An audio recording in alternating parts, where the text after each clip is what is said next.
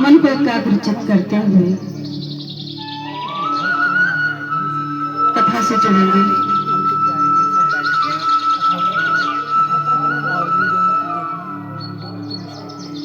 प्रभु की कथा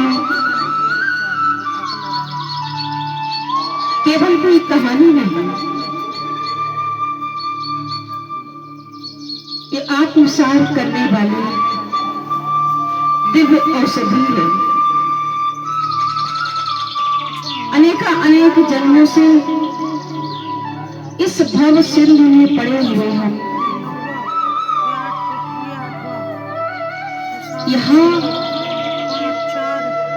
प्रभु की भक्ति के अलावा दूसरा और कोई सुख है ही नहीं। इसीलिए इस मृत्यु लोक का एक दूसरा नाम है दुख आलय।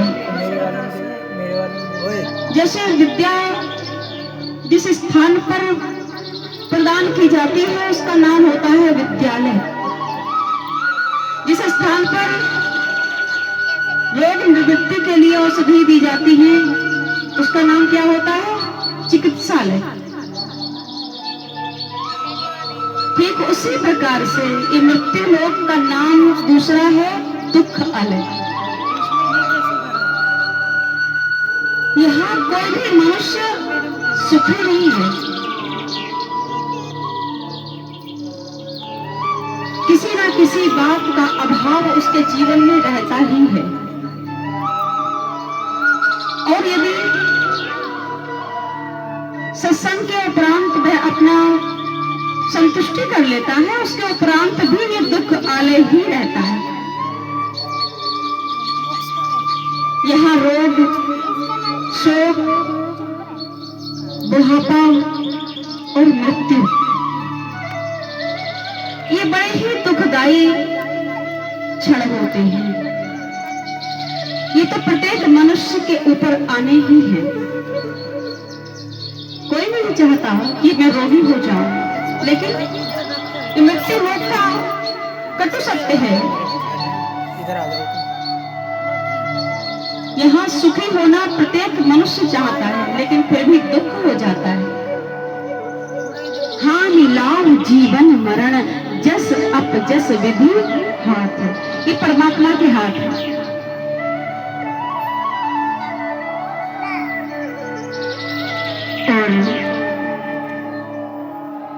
इन सभी दुखों का नाश करने वाला, भव रोगों का नाश करने वाला प्रभु की कथा है, प्रभु का नाम है। इसे हम जितना ज्यादा से ज्यादा ले सके। कहा तो ऐसा गया है कि प्रत्येक श्वास श्वास पर नाम होना चाहिए। कोई भी श्वास नाम के बिना नहीं लेनी चाहिए। इस प्रकार से भी हम अपना जीवन यापन करते हैं, तब हमें ये भवरोग ऐसा नहीं है कि होंगे नहीं, क्योंकि हम मृत्यु लोक वासी हैं। तो यहाँ रोग भी आएगा, शोक भी आएगा, बुढ़ापा भी आएगा, मृत्यु भी आएगी, लेकिन इसका असर नहीं होगा, क्योंकि हमारा हृदय परिपक्व हो चुका होगा। हम भावी दुख के लिए पहले से ही तैयार हो चुके होंगे। जैसे आर्मी में भर्ती होने से पूर्व जवानों के लिए शिक्षा दी जाती, ट्रेनिंग दी जाती है, जवान पहले से तैयार किए जाते हैं। ठीक उसी प्रकार ये कथा माया से लड़ने के लिए जीव को तैयार करती है। चट्टान के समान आने वाले दुख में ना टूटना, ऐसा बल प्रदान कर देती है। आइए बड़ी ही सुंदर कथा हम लोग श्रवण करेंगे।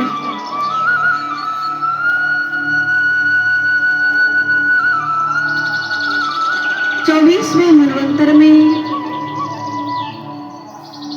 भगवान त्रेता में श्री राम के रूप में प्रकट हो गए, अवतार धारण किया। और हम लोग आज बहुत संख्या में तिरुपति बालाजी का दर्शन करने जाते हैं। तो इनकी कथा क्या है, तिरुपति बालाजी का प्रसंग क्या है, हम लोग श्रवण करेंगे। कैसे श्री हरि नारायण तिरुपति बालाजी के रूप में प्रकट हुए।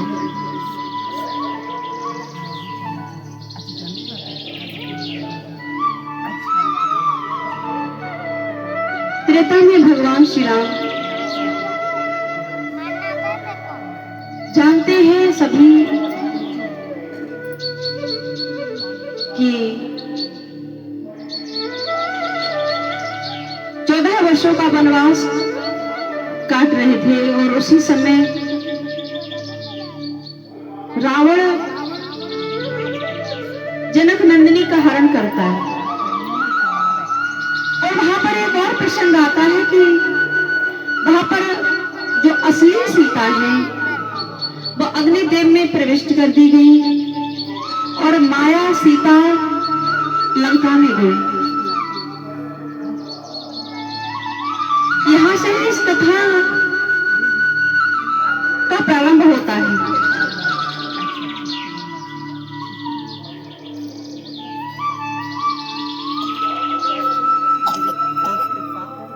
ये कौन थे?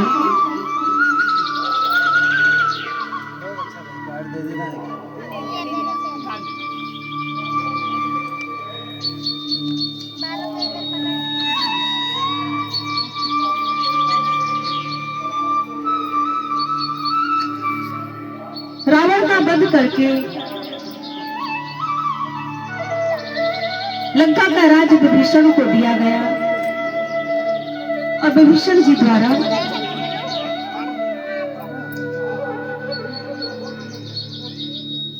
जनक नंदिनी को सम्मान रामादल में लेकर के आए। तो भगवान ने वहां पर एक लीला की, पीठ फेर ली भगवान ने। सीता जी का स्वागत नहीं किया और कहा कि पहले आपको अग्नि परीक्षा देनी होगी। तो वहां पर एक लीला और आती है, जो माया सीता है उनको अग्निदेव में प्रवेश किया गया और जो असली सीता थी उनको अग्निदेव से वापस लिया गया। ये माया सीता कौन है? इनके और पिछले जन्म की कथा है, ध्यानपूर्वक सुने।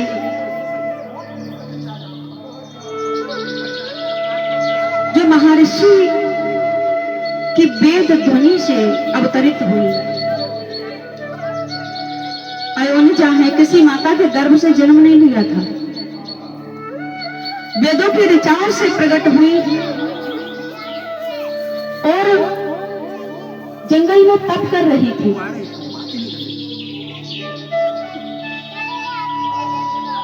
और उसी समय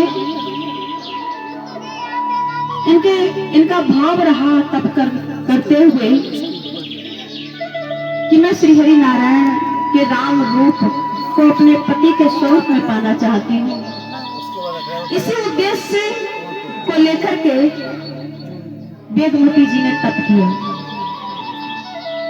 वेदवती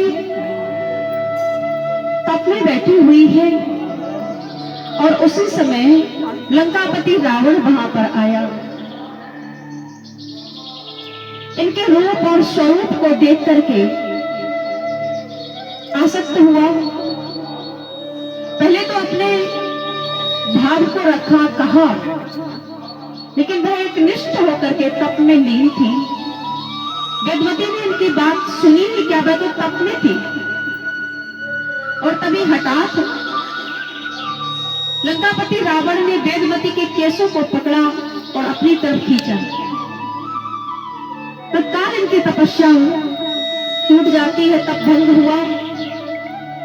जो एक निष्ठ होकर के पति भाव से केवल और केवल श्री रघुनाथ जी का चिंतन कर रही थी, उनको किसी पर उसने स्पर्श कर लिया। उनके केसों को पकड़ के रावण ने अपनी तरफ खींचना चाहा, लेकिन उनके तप के प्रभाव से उसी समय वेदमती ने अपने केसों को तो अपने हाथ से काट दिया। रावण के हाथ में केवल केस ही केस बचे और स्वयं को योगाग्नि में भस्म कर दिया।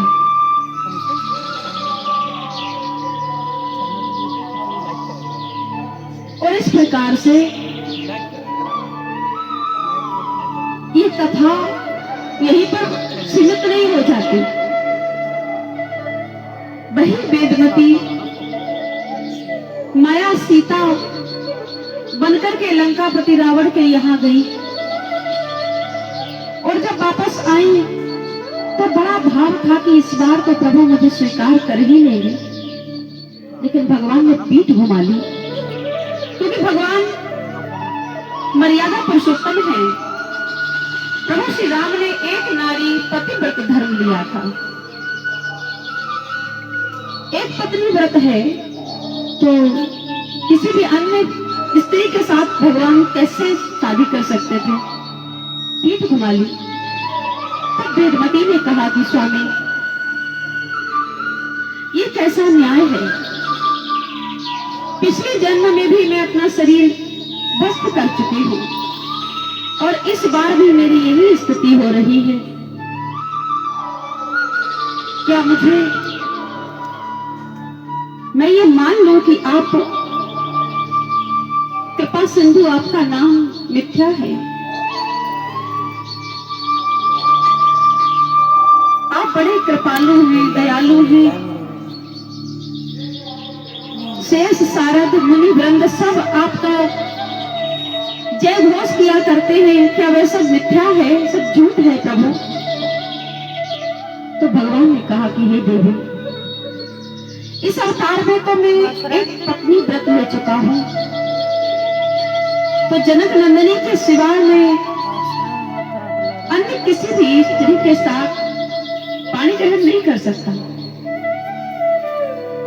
वेदमती ने कहा तो मैं जनक नंदिनी से ही प्रकट हुई हूं, मैं तो उनकी छाया हूं। इस जन्म में भी मैं अयोनिजा ही हूं। अब तो ऐसा ना करिए। फिर भी प्रभु ने कहा कि नहीं, इस जन्म में मैं आपको अपनी पत्नी नहीं बना सकता। बड़ी विलाप करने लगी वेदमती। तो भगवान ने आशीर्वाद दिया, वरदान दिया कि तुम निश्चिंत रहो, आने वाले समय में हम बहुत अच्छा विवाह करेंगे और हमारा विवाह साधारण नहीं होगा।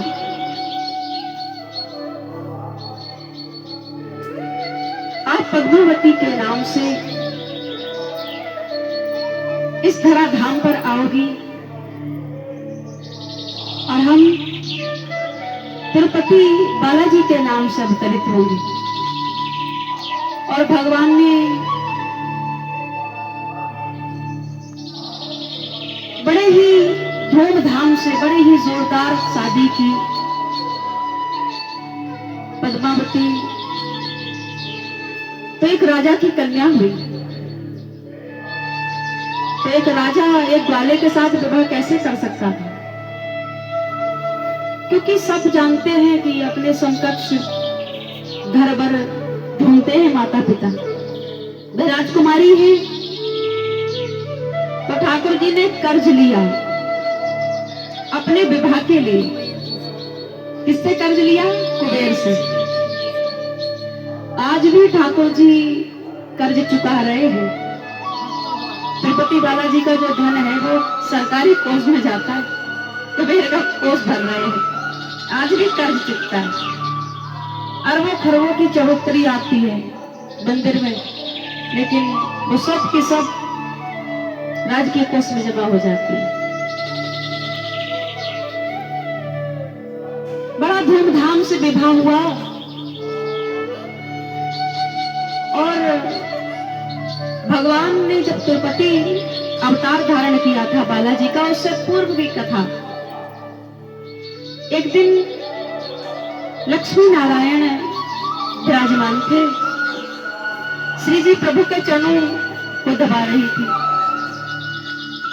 और लक्ष्मी जी ने कहा प्रभु से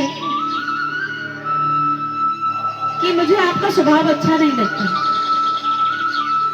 मेरी समय हंसी बनाते हैं, जब कभी भी हमारी सहेलियां इकट्ठी होती हैं, पार्वती सरस्वती, तो सब हमारी हंसी उड़ाते हैं कि तुम्हारे स्वामी भी सब कुछ बर्दाश्त कर जाते हैं, इतना सहनशील होना भी ठीक नहीं। एक समय की बात है, सब ऋषियों में ये विचार विमर्श हुआ कि देवों में कौन सा देव श्रेष्ठ है।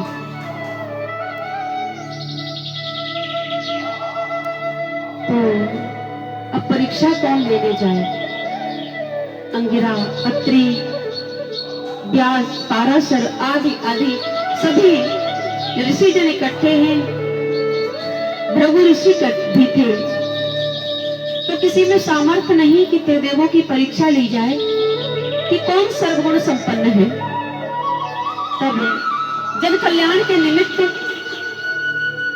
भृगु ऋषि आगे आए और कहने लगे, हे ऋषियों, ऐसे तो मैं इस कार्य के लिए योग्य नहीं हूं कि मैं त्रिदेवों की परीक्षा ले सकूं, लेकिन फिर भी जब कोई आगे नहीं आ रहा तो हो सकता है कि इस कार्य में मेरे प्राण भी चले जाएं।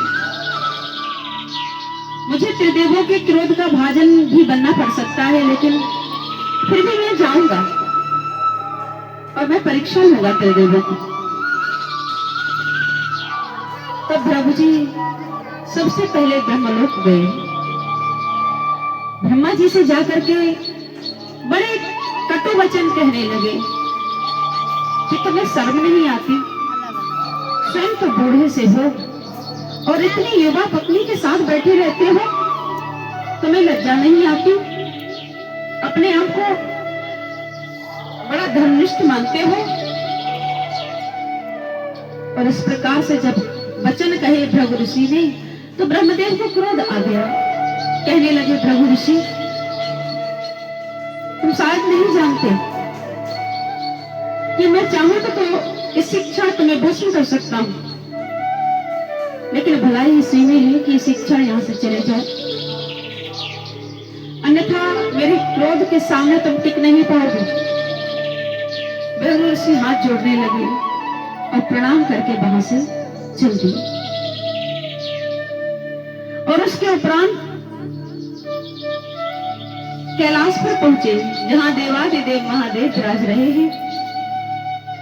उनके सम्मुख जाकर के भी बड़े ही उल्टे सीधे वचन कहे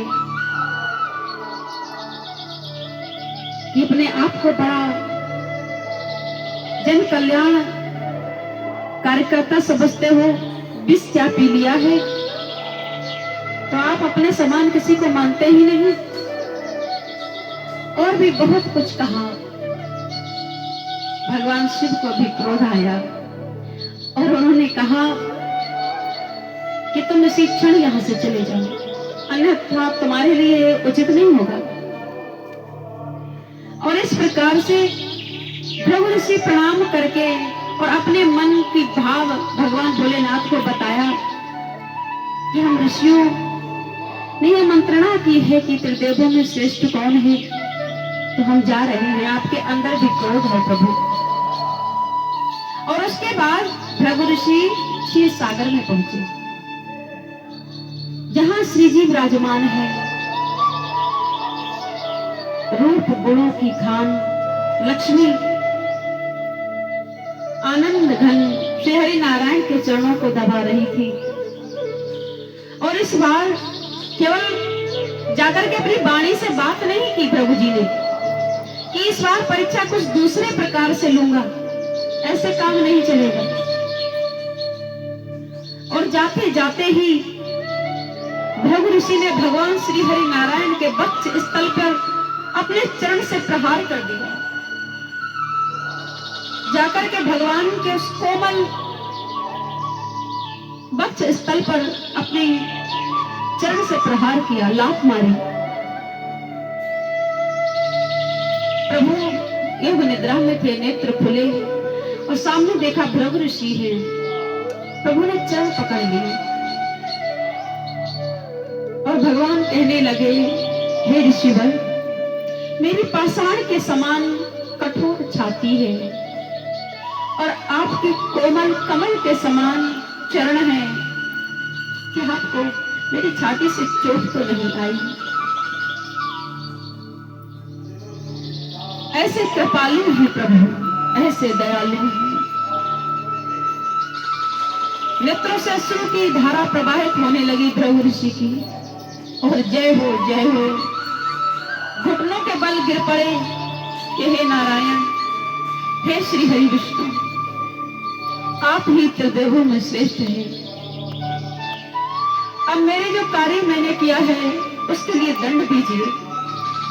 मैं तत्पर हूं, अपने कुकृत्य के लिए मैं तैयार हूं प्रभु। प्रभु मुस्कुरा रहे हैं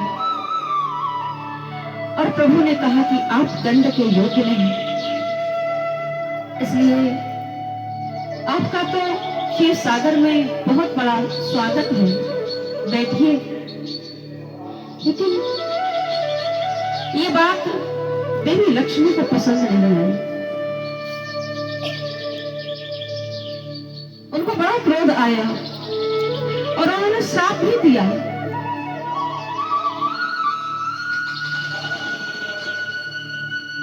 कि ब्राह्मण, संपूर्ण ब्राह्मण वंश को ही श्राप दे डाला लक्ष्मी जी ने कि तुम सब ब्राह्मण लक्ष्मी के लिए तरसते ही रहोगे।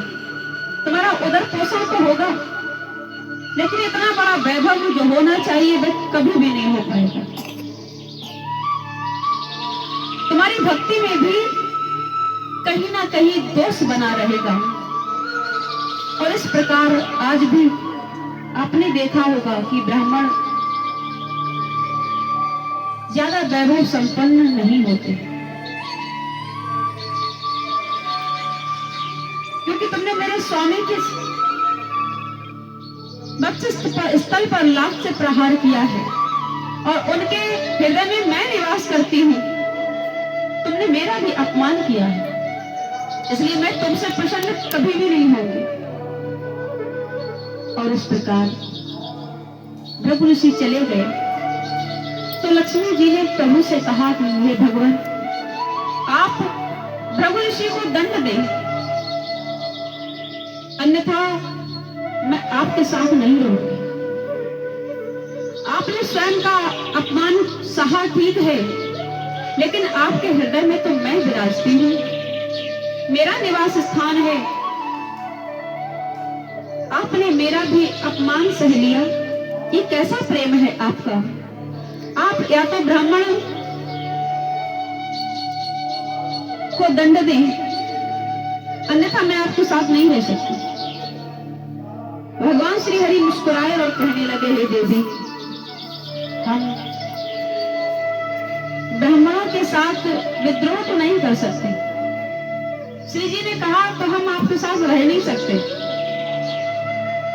भगवान श्री नारायण कहने लगे, आपकी जैसी इच्छा, लेकिन हम ब्राह्मणों से विरोध नहीं कर सकते, क्योंकि वे हमारे हृदय में निवास करते हैं। जो भी ब्राह्मणों से बैर भाव रखते हैं, जो भी ब्राह्मणों का सम्मान नहीं करते, ऐसे मनुष्य भगवान के कभी भी समीप नहीं जा सकते, क्योंकि ब्राह्मण इस पृथ्वी के गुरुदेव कहे गए हैं। इस पृथ्वी के देवता ब्राह्मण ही हैं, जिनको ऐसा शास्त्र आज्ञा करते हैं कि जिनका सर्वनाश सुनिश्चित हो जाता है वह ब्राह्मणों से बैर करना प्रारंभ कर देता है। और इस प्रकार से लक्ष्मी जी वहां से चली गई रुष्ट होकर के। कोलापुर में जाकर के, पृथ्वी लोक में एक कोलापुर नगर है, उस स्थान पर आकर के लक्ष्मी जी तप करने गई, बैठ गई। वह लक्ष्मी जी का तीर्थ स्थान माना जाता है। बड़े दूर से लोग आते हैं, शायद महाराष्ट्र में है स्थान, और उधर वेदमती के साथ श्री हरि नारायण तिरुपति बालाजी के रूप में विवाह करते हैं। बड़े धूमधाम से विवाह संपन्न हुआ। सभी देव विवाह में सम्मिलित भी हुए और देवर्षि नारद भी आए। विवाह के उपरांत देवर्षि नारद माता महालक्ष्मी के पास गए कोल्हापुर, और जाकर के प्रणाम किया। माता नारद का प्रणाम स्वीकार करें। आज तो आनंद हो रहा है। लक्ष्मी जी ने कहा, ना कहो नारद, कैसे हो, कहां से आ रहे हो। तब देवर्षि नारद गए ही इसलिए थे और कहा, आज तो चकाचक भोजन करके आ रहे हैं माता। भगवान श्री हरि नारायण का बड़ा भव्य विवाह उत्सव हुआ है। अच्छा, अब तो विवाह की जैसे ही बात सुनी, मानो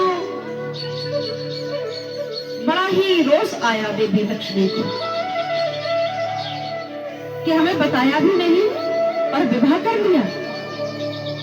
अच्छा, देवर्षि नारद तो वहां से चले गए और माता महालक्ष्मी ने उसी समय गरुड़ जी का आवाहन किया, क्योंकि कोई साधारण नहीं है, परांगा शक्ति है। गरुड़ जी का आवाहन किया। गरुड़ जी तत्पर हुए और गरुड़ जी पर बैठ करके रोष करती हुई लक्ष्मी जी तिरुपति बालाजी के समीप भगवान के पास आए, बैठकर आ रही है और इतना रोष है, इतना रोष है कि प्रकृति नष्ट हो रही है। जब रोष करके आई, गरुड़ जी से कहा कि अपना इतना वेग बढ़ाओ, इतना शीघ्रता से चलो कि प्रकृति नष्ट हो जाए। इतना रोष आया है देवी लक्ष्मी को। गरुड़ जी के पर भगवान श्री नारायण के वाहन में कोई साधारण नहीं है। जब उन्होंने रोष करके उड़ान भरी और ऊपर माता महालक्ष्मी बैठी है, तो दोनों में रोष है। और जैसे ही जा रही है आगे आगे, वैसे ही प्रकृति नष्ट हो रही है। तो पद्मा देवी ने प्रभु वेंकटेश बालाजी से कहा कि हे स्वामी, ये कैसा प्रकृति का रुख बदल रहा है, क्या होने वाला है, क्या हो रहा है। प्रभु मुस्कुराए और कहने लगे, चिंता ना करो, ये तुम्हारी जेठी आ रही है, देवी महालक्ष्मी आ रही हैं, कोप करके आ रही हैं, इसलिए शांत हो जाओ। कोई क्रोध करके आए तो उसका उत्तर कैसे देना चाहिए, ये हमारे शास्त्र बताते हैं। शास्त्र आज्ञा कर रहे हैं, यदि कोई सामने वाला क्रोध करता है तो फिर दूसरे व्यक्ति को शांत हो जाना चाहिए। ये मूल मंत्र है क्रोध को शांत करने का। ठाकुर जी ने कहा कि अब आप शांत रहना, कुछ कहना मत। और ना ही ठाकुर जी ने कुछ कहा, वह भी शांत हो गए। और पद्मा देवी तो भय के कारण इतना भय व्याप्त गया, इतना भय व्याप्त गया कि भगवान श्री नारायण के वक्ष स्थल में, दाहिने वक्ष स्थल में जाकर के विराज जाती, छुप गई जाकर के। देवी लक्ष्मी आई और आकर के अपनी वार्ता की कि प्रभु, ये कहाँ का न्याय है, आपने विवाह कर लिया और जब देखा आकर के कि कोई नहीं है, पद्मा देवी तो भगवान के वक्ष स्थल में विराजमान हो चुकी, तब क्रोध शांत हो गया। प्रभु को प्रणाम किया और भगवान से कहा कि अब चलो क्षीर सागर चलते हैं। भगवान ने कहा कि देवी, आप क्रोध करके आई हो, पद्मा भी अब हमारे साथ नहीं रह रही है, हमारे हृदय में विराजमान हो गई, तो अब साथ तो आप भी नहीं रह पाओगे। भगवान ने अपने साथ नहीं रखा। आज भी अकेले तिरुपति बालाजी का ही दर्शन होता है, किसी देवी का साथ में दर्शन नहीं है, ना तो लक्ष्मी का, ना ही पद्मा देवी का। अकेले ही तिरुपति बालाजी में भगवान श्री हरि का दर्शन होता है। इतना तो दंड दिया उन्होंने, कहा कि अब आप साथ में नहीं रह सकते। नीचे पर्वत है और उस पर्वत पर, उसका नाम है तिरुपति पर्वत, उस पर्वत पर ही लक्ष्मी जी निवास कर रही है। ठाकुर जी के समीप रहने का स्थान नहीं है। इसमें कहाँ है? भगवान इस कथा से ये सिद्ध करते हैं कि चाहे मेरा कितना भी प्रिय क्यों ना हो, मेरी प्रियतमा ही क्यों ना हो, यदि वह क्रोध करके मुझे प्राप्त करना चाहे तो मैं उसे अपने पास नहीं रखता। साधक के हृदय में यदि किसी से ईर्षा, कपट, छल और क्रोध रहता है, वह भक्तों के श्रेणी में नहीं आ सकता। भगवान से उसकी दूरी बन जाती है। धीरे धीरे धीरे धीरे वह भगवान से दूर होता चला जाता है। बोलिए भक्तवत्सल भगवान की राधे